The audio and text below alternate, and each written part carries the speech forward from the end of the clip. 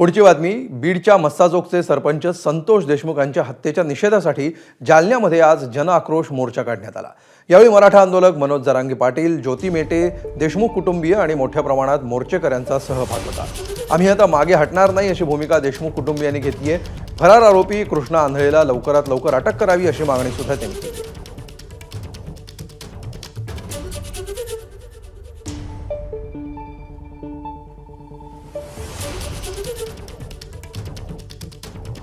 षडयंत्र आहे, षडयंत्र धनंजय मुंडेचं.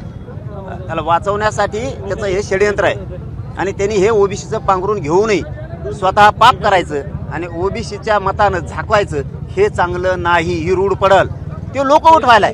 गुंडाची टोळी, लाभार्थी टोळी ही ती सगळा त्यांचा समाज अजिबात नाही. ओबीसी तर लगेचच नाही. आता आम्ही शांत बसणार नाहीत. 5वा मोर्चा 36 जिल्ह्यात तालुक्यात मोर्चे काढू, पण संतोष देशमुखला न्याय दिल्याशिवाय आम्ही आता शांत बसणार नाही. जेव्हा जेव्हा यांची सत्ता येते तेव्हा तेव्हा दलित मारला जातो, मराठा मारला जातो, बहुजन मारला जातो.